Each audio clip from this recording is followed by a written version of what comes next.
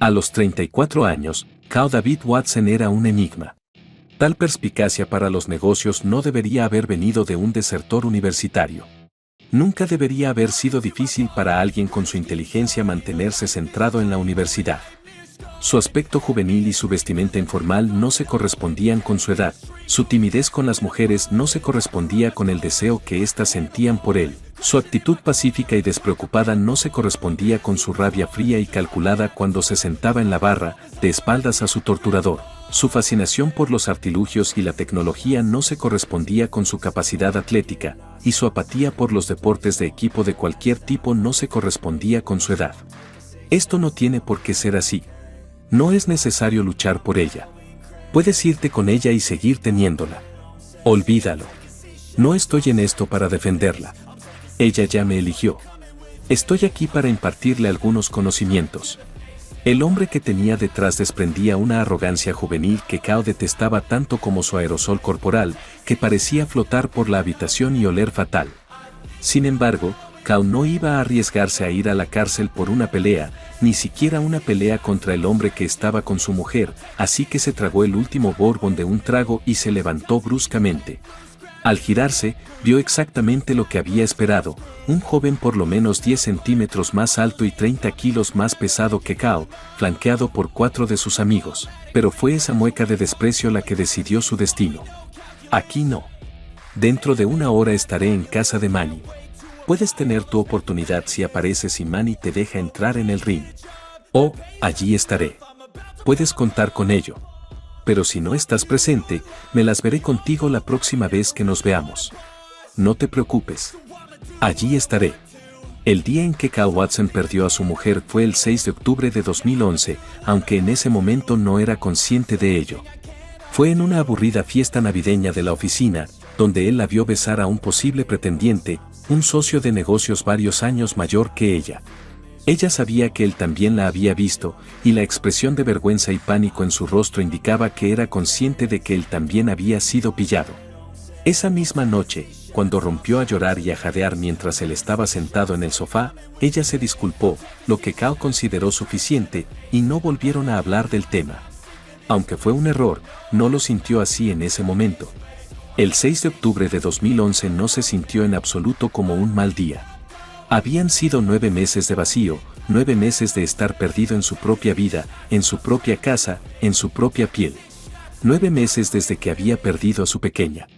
Ver a su mujer besando a otro hombre le hacía sentir envidia, rabia y náuseas. Aceptaba esos sentimientos.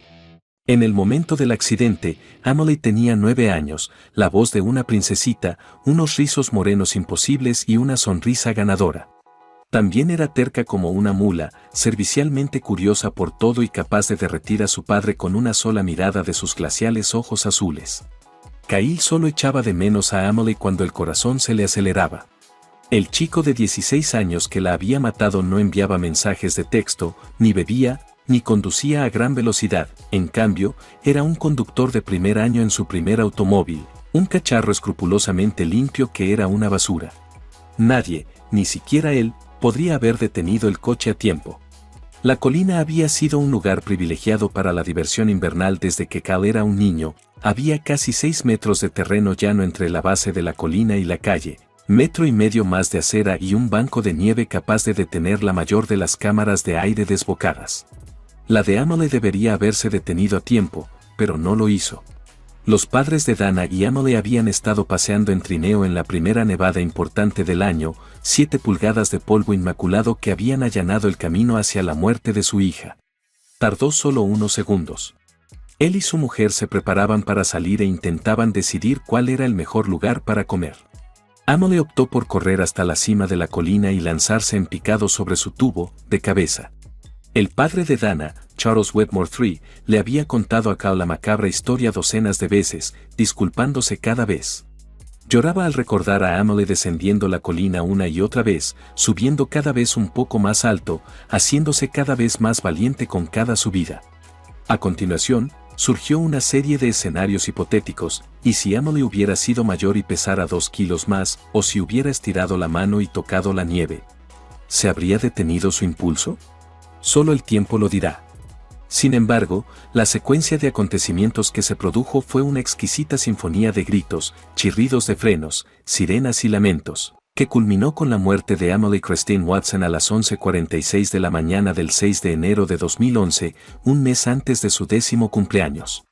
Cuando Kao se permitía enfadarse, el pensamiento de lo que podría haber sido casi nunca le calmaba. Emily había nacido 6 semanas antes de lo previsto, y los médicos habían llevado a su esposa, gravemente enferma, al quirófano solo el tiempo suficiente para que una única prueba demostrara que los pulmones subdesarrollados de Emily funcionarían en absoluto fuera del útero.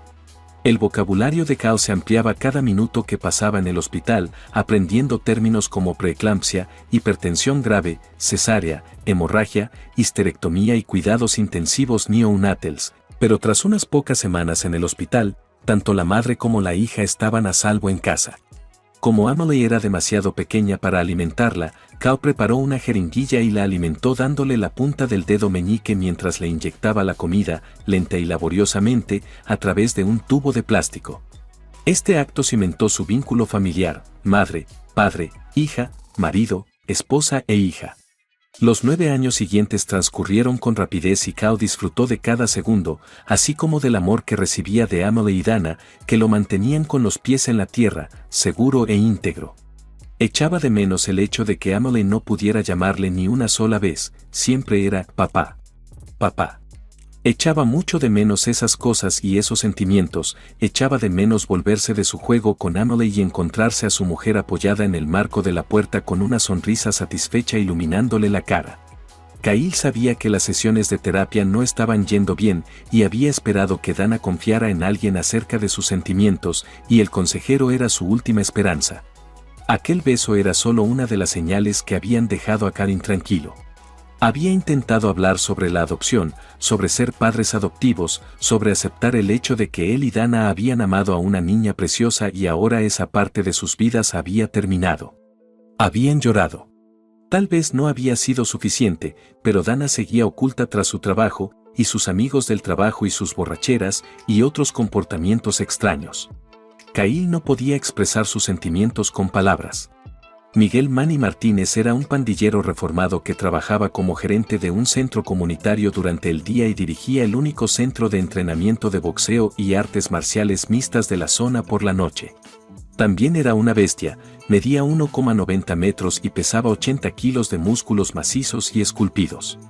Aunque la mayoría de las veces ocultaba los tatuajes que contaban la historia de su vida pasada, la pata de tigre y las garras que se curvaban alrededor de la base de su cuello estaban siempre visibles y servían como recordatorio constante de su pasado. No solo era el mejor entrenador de la zona triestatal, ya que los campeones de guantes de oro y las estrellas emergentes de las artes marciales mixtas solicitaban sus servicios, sino que Kao no iba a ser el último y el mejor. Tras la ceremonia de inauguración de los nuevos elementos de seguridad del Hyde Memorial Park, que incluían una valla de seguridad de 3 metros de altura, Manny fue a buscar a Kao. El hombre parecía desorientado durante su discurso, pero Manny sabía que tenía que ayudar. Había visto a demasiadas familias perder a un hijo a causa de la violencia. Al principio, sus conversaciones se habían limitado a saludos y expresiones de simpatía. Sin embargo, surgió una peculiar camaradería entre el individuo que había perdido a su hijo en un accidente y el que había sido testigo de un número excesivo de niños abandonados. Fue Manny quien propuso a Kao que fuera a hacer ejercicio a su gimnasio como forma de descomprimirse. Te beneficiarás de tu sudor. Créeme, le había dicho a Kao. Efectivamente, así fue. El único objetivo de su primera sesión de gimnasio fue agotar a Kao. Manny castigó su cuerpo con ejercicios de fuerza y aeróbicos, empujándolo con más fuerza cuando creía que no podía ir más lejos. Después de llevar a Kao a casa, Manny le ayudó a entrar en su casa y en la cama, donde durmió por primera vez en casi un año. A la noche siguiente, y casi todas las noches siguientes, un Kao dolorido pero renovado se presentó en el gimnasio.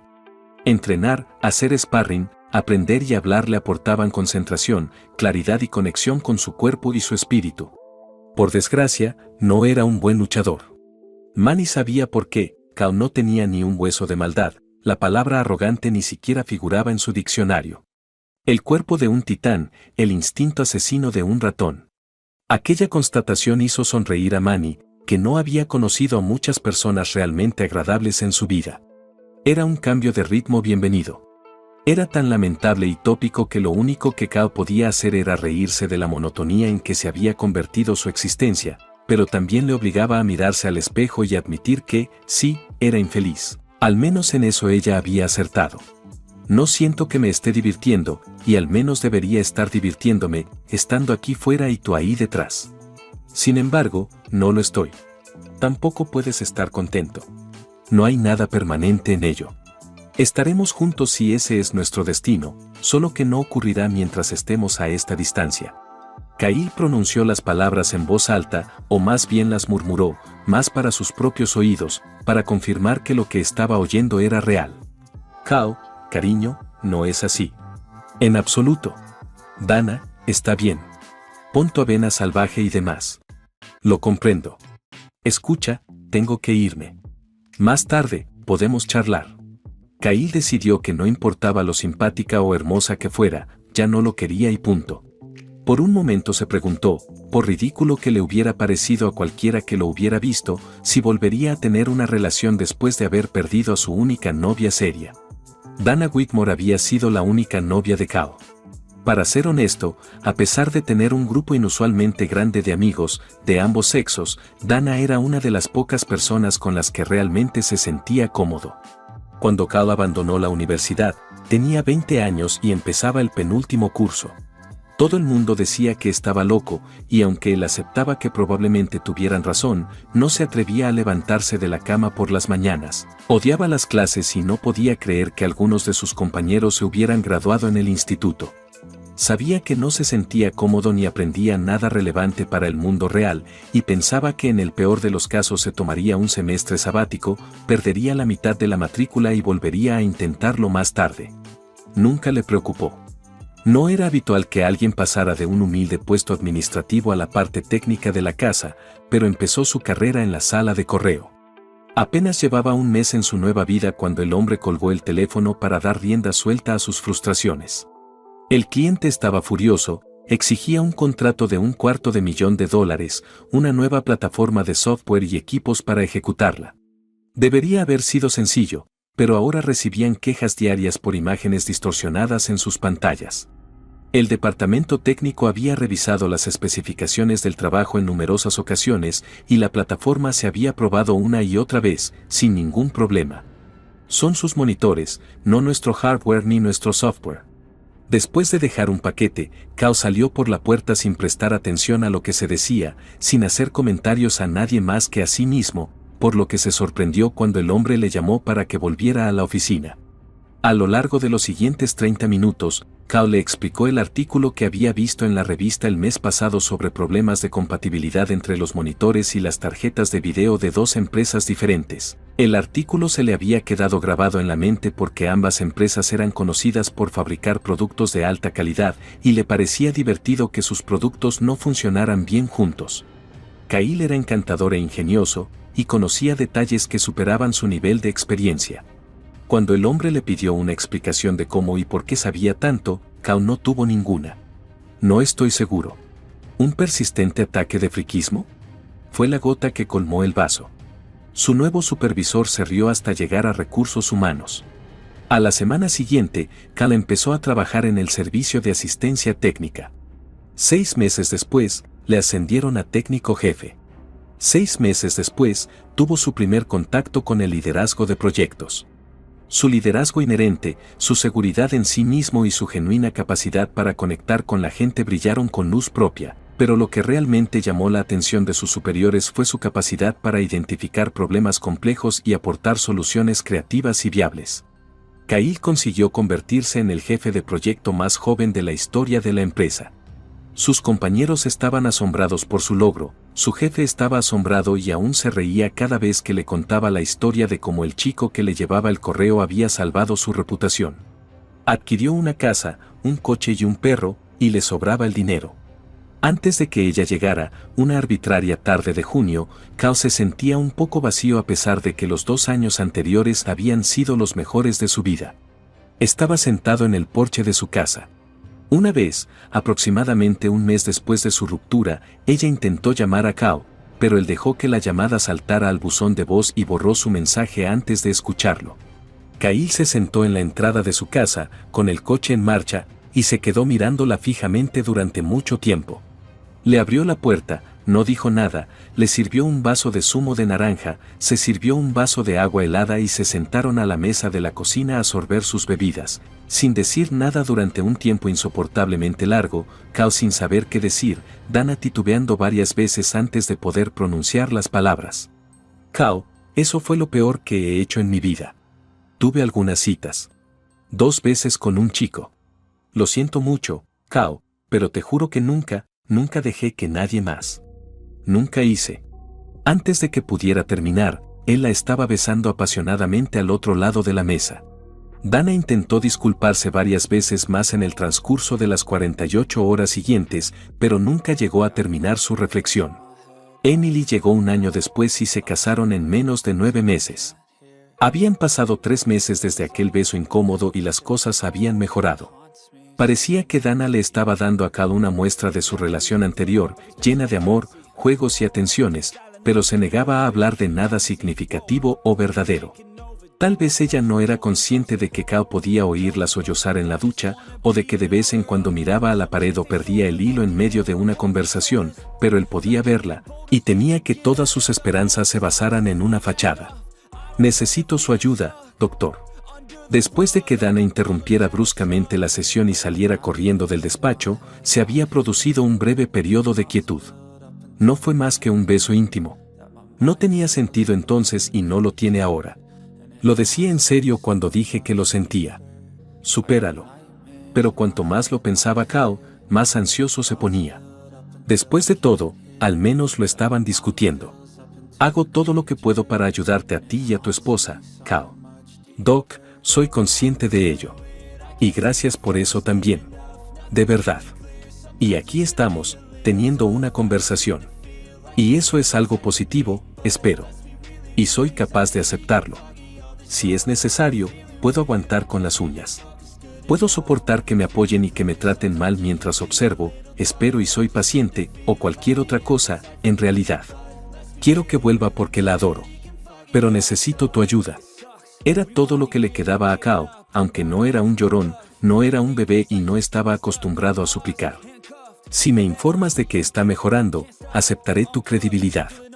Cualquier cosa serviría, incluso una pequeña victoria o un rayo de optimismo. Cualquier cosa. Dígame que la ha visto. Dígame si lo ha hecho, por favor. Ha estado visitando su lugar de trabajo una vez a la semana durante los últimos 3 meses. Por lo tanto, algo debe existir, ¿correcto? Algunas señales. Quizás ha hecho alguna declaración o ha tomado alguna medida. Cualquier cosa me sirve. Cualquier cosa.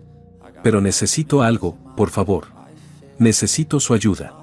El Dr. Harris se debatía entre violar o no la confidencialidad médico-paciente en este caso, porque Kyle no tenía buen aspecto en su desesperación, y él no podía proporcionar ningún consuelo al hombre destrozado que estaba sentado en su despacho. A lo largo de los años, había tratado muchos casos de adicciones, infidelidades y enfermedades mentales, pero ninguno tan trágico como este. Siento no poder hacerlo, éticamente. Kyle suspiró tan profundamente y durante tanto tiempo que parecía que su alma intentaba salir de su cuerpo. Me temo que no podría compartir esas cosas contigo. E incluso si pudiera, no podría darte lo que me pides. Tras un momento de fracaso, Kyle intentó contener las lágrimas y su irritación, aunque sabía lo que el médico intentaba decirle sin decírselo. Sí, doctor, es correcto. Saludos. Simplemente tendré que esperar, supongo. Nos vemos la semana que viene, entonces. Habían pasado 2 semanas de más comentarios hirientes y desdén general que asomó su fea cabeza una vez más ese viernes por la noche. La fachada se vino abajo después de su última sesión. Dana casi siempre volvía tarde a casa del trabajo, parando a tomar algo con sus compañeros a diario. Kyle rara vez sabía dónde estaba o con quién. Estoy intoxicada. Por favor, ven a buscarme. Estoy en la estación. Kyle había cogido un taxi al centro y estaba junto al monovolumen de Dana cuando la vio salir del club, colgada del brazo de un aspirante a chico. The Station era un pub universitario. El lugar favorito de los chicos de fraternidad que malgastaban el dinero de papá.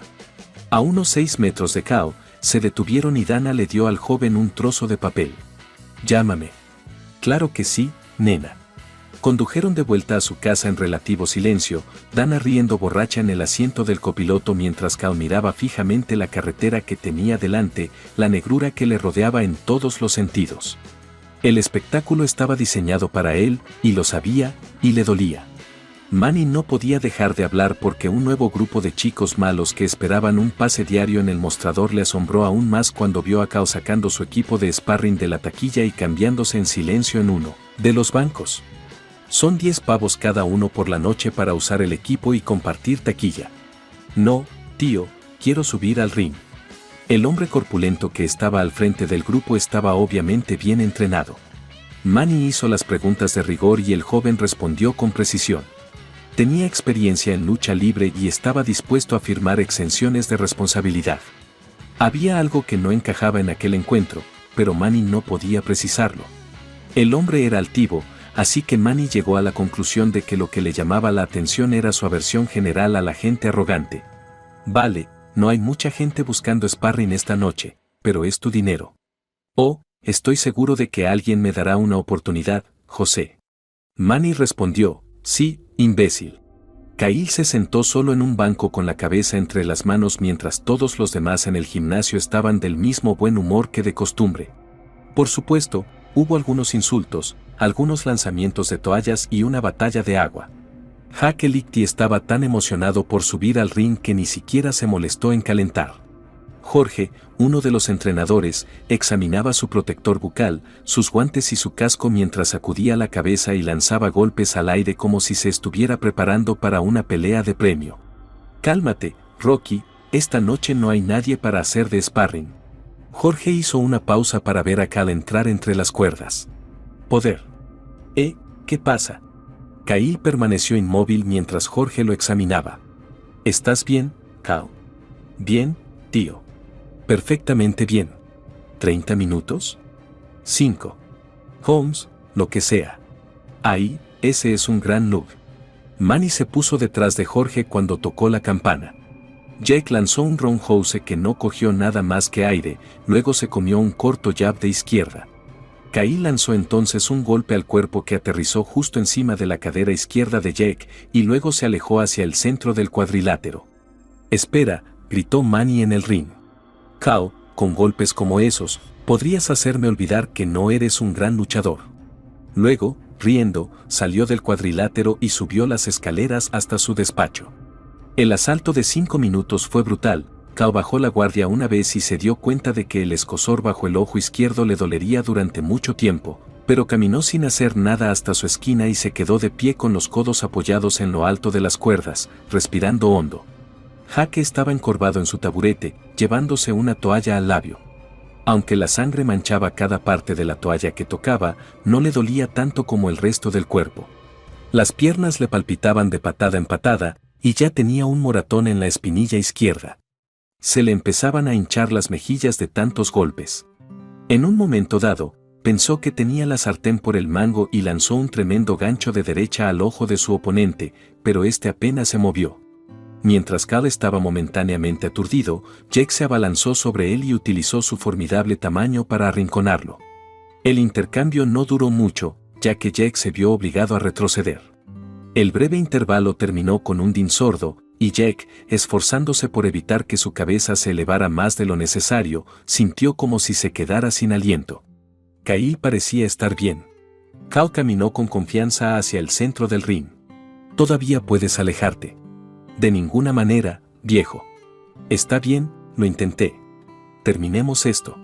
Más tarde, cuando reflexionó un poco, Jake vio cuántas veces había subestimado a su oponente y se había lanzado básicamente a la paliza de su vida. Su juventud y resistencia habían contrarrestado su tamaño, y su rabia había contrarrestado su arrogancia. Pero en ese preciso momento, ninguna de esas cosas le había impedido gruñir y abalanzarse sobre las piernas de Kao. Sería su error final. Con una fuerza igual a su tamaño, Kao lanzó las piernas hacia atrás, empujó las caderas hacia arriba y agarró la cabeza de Jake. El repentino cambio de impulso hizo que Jack cayera al suelo, aterrizando de espaldas, y Cal le siguió rápidamente, como un poseso. «Mamá».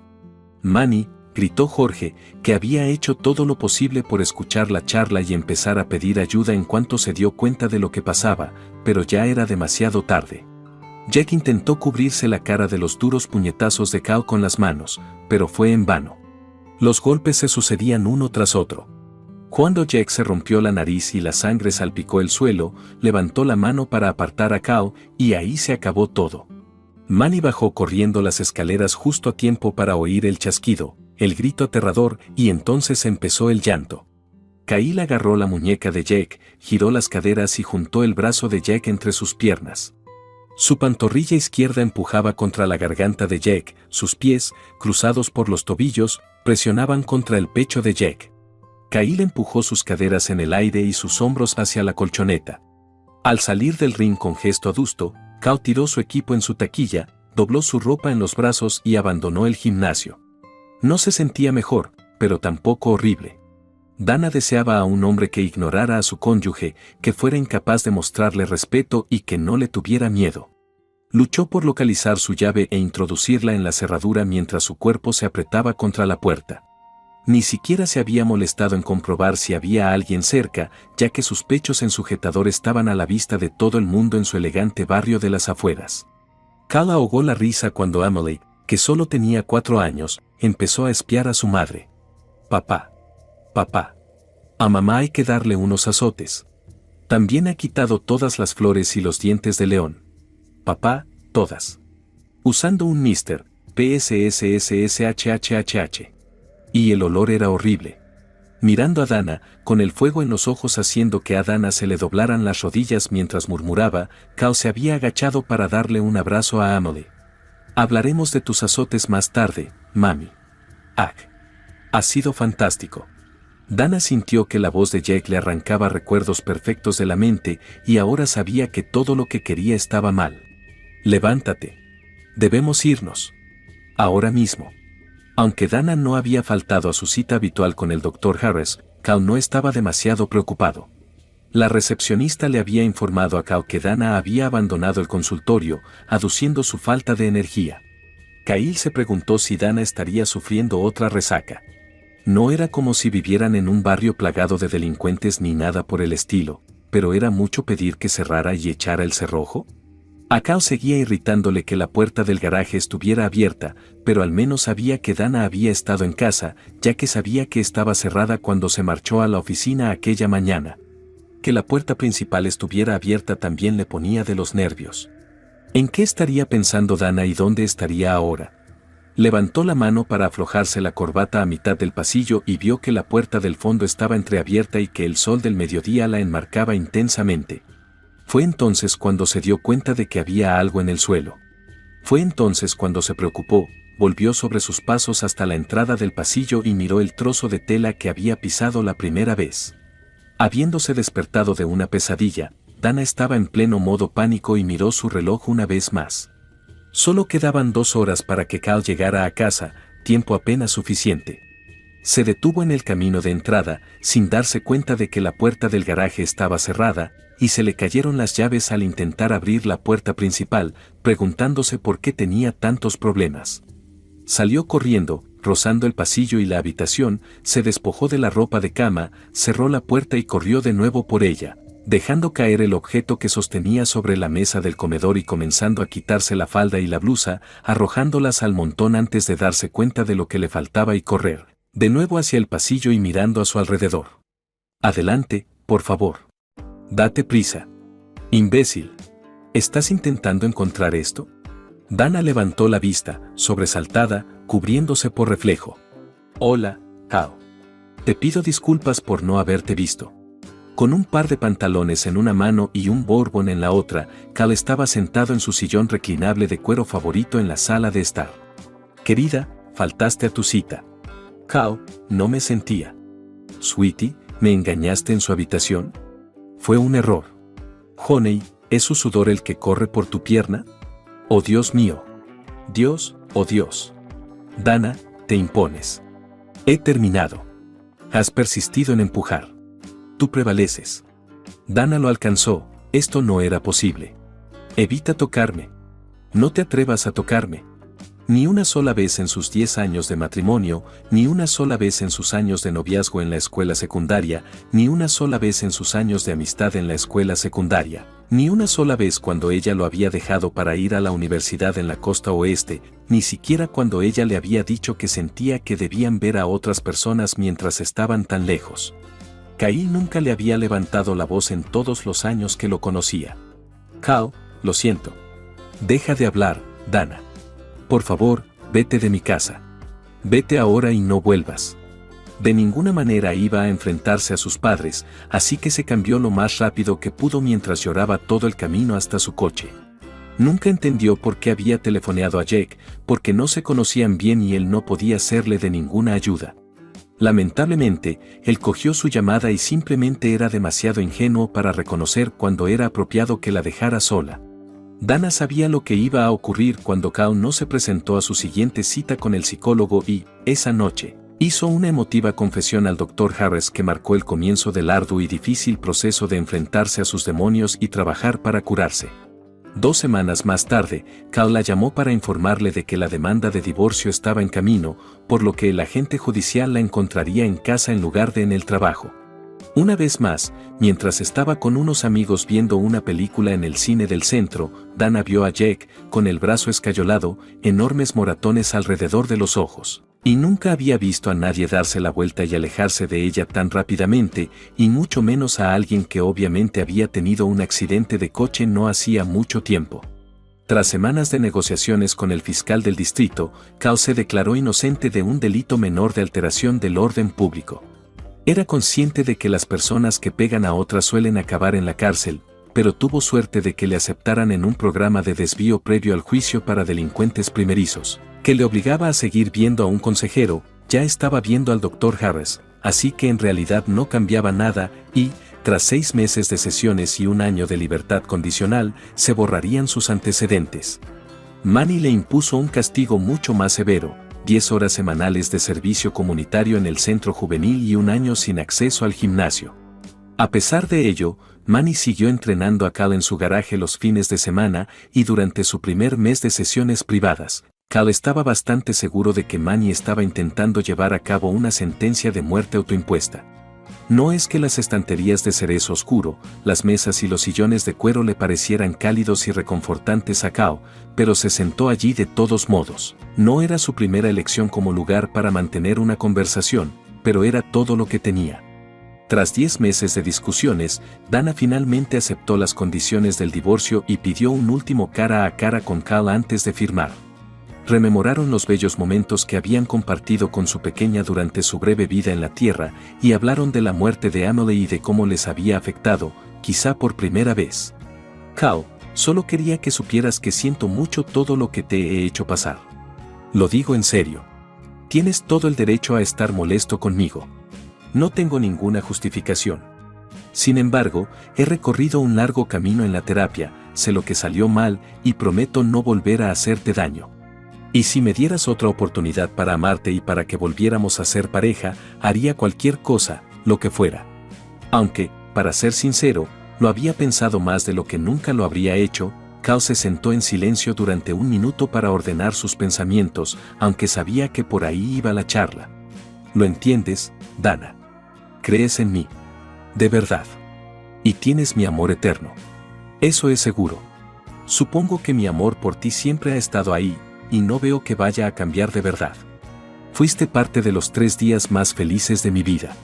El día que te casaste conmigo, el día que me diste a Emily y el día que me estabas esperando en mi porche cuando volviste de la universidad.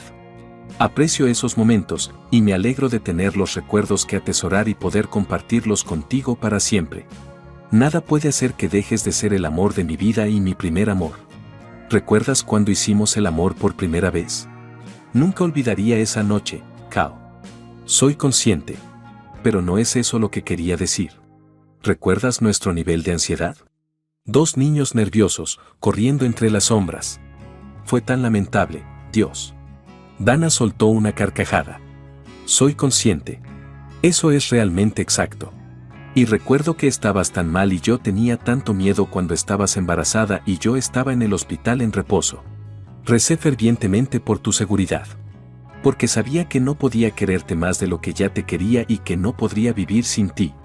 Después de traer a Emily a casa, me hiciste comprobar 4 veces el asiento del coche y me prohibiste superar los 25 kilómetros por hora. Y me di cuenta de que realmente podía quererte más y de que me había equivocado. Y lo hice. Esos son los recuerdos que llevo conmigo cada día y que me hacen sonreír.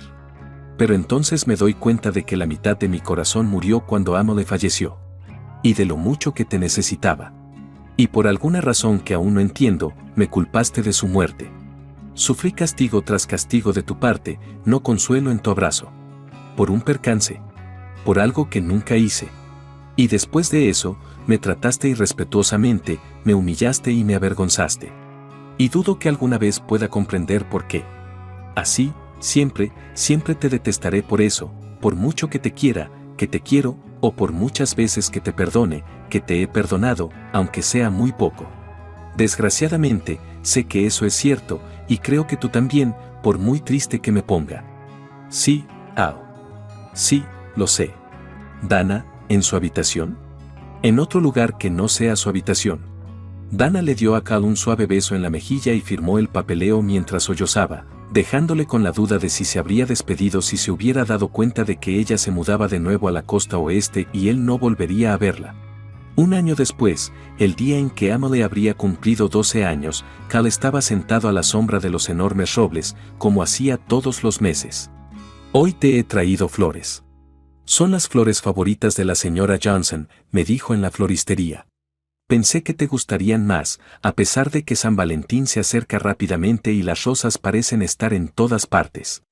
Ya me entiendes, para ser única. ¿A quién le hablas? La pequeña niña de repente cayó de rodillas justo al lado de Cal, sobresaltándolo. Estaba yo hablando con mi hija. Como mi padre, está en el cielo. En efecto. Está en el cielo, de verdad. Mi madre también habla con mi padre. Pero mientras están charlando, ella empieza a llorar mucho, así que pensé en ir a dar un paseo. ¿Le diste esas flores? Sí, se las regalé. A Emily le apasionaban las flores. A mí también me gustan las flores. Algunas están en mi vestido. ¿Lo ve? Le mostró su vestido tirando de su dobladillo con sus deditos regordetes. Existe una. Además, hay una. Desconozco el número. Sin embargo, hay muchos. Sí, desde luego que los hay. Me llamo Brianne y tengo 5 años. Bueno, Brianne, creo que esa niña se haría un nombre precioso. Me llamo Cal. ¿Reconoces a mi madre? Dice que también soy guapa. Tu madre parece una mujer muy inteligente, pero no creo que hayamos hablado nunca. ¿Crees que está intentando averiguar dónde estás? Eso creo. Aunque no estoy segura de si debería volver. Ella me dijo, quédate donde estás, y yo le respondí, sí, señora, ya que eso es lo que se supone que debes decir cuando actúas como es debido. Sin embargo, me aburrí y vine a estar con usted. Por lo tanto, estará de mal humor cuando vuelva.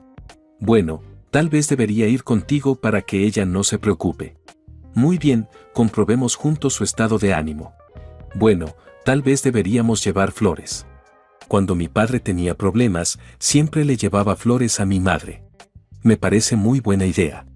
Para evitar asustar a la joven, Cal decidió que su mejor opción sería volver a la casa del conserje en la puerta principal. Llevando 3 flores del ramo de Emily, estaba seguro de que allí es donde iría una madre que echa de menos a su hijo.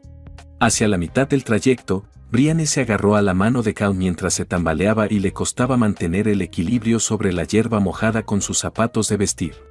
Cuando se le pasaron las lágrimas, Abby Jacobs se dio cuenta de que su hija Brianne ya no estaba sentada detrás de ella. No tenía intención de perder el control y volver a derrumbarse, después de todo, había pasado más de un año, pero las dificultades económicas la habían obligado a trabajar 60 horas a la semana y a duras penas llegar a fin de mes. Había suplicado a su marido que vendiera la moto, pero él nunca lo había hecho, y su frustración y rabia habían vuelto a desbordarse. Rápidamente se asustó y empezó a rastrear frenéticamente los alrededores de las lápidas en busca de cualquier indicio de su hija. Mirando a lo lejos, Abby vio a Brianne sentada de rodillas en la hierba, hablando con un hombre. Le sorprendió ver que su cacahuete se había aventurado tan lejos y que realmente estaba hablando con él. Brianne se había retraído casi inmediatamente después de la muerte de su padre en el accidente, negándose incluso a estar cerca de un hombre, ni siquiera de su abuelo.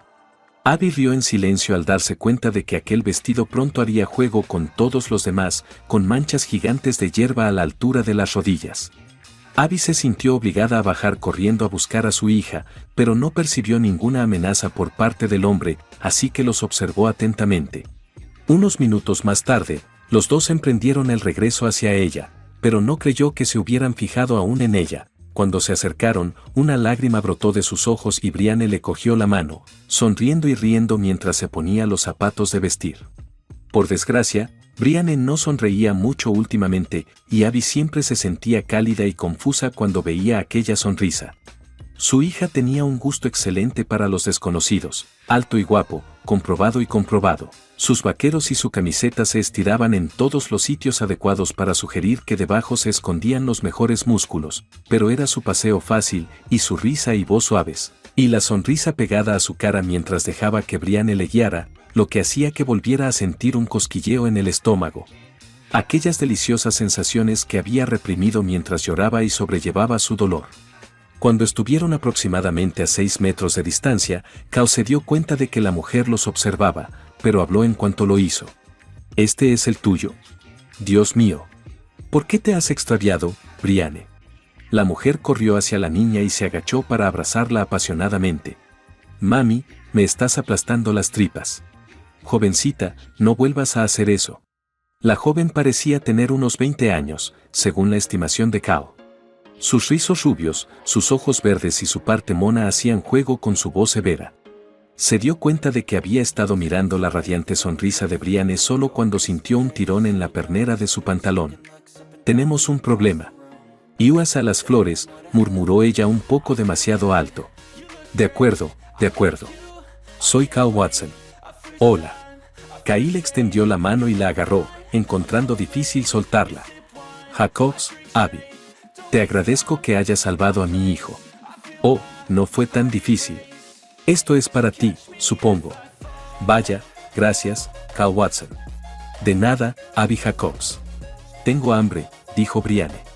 Brianne se unió para que Abby no se sintiera excluida, y Kao no pudo evitar soltar una risita. «¿Puedo invitarlas a almorzar, señoritas?» Con una sonrisa, Abby levantó la mano para tocarse la cara y asegurarse de que estaba allí. «Sí, creo que nos gustaría mucho».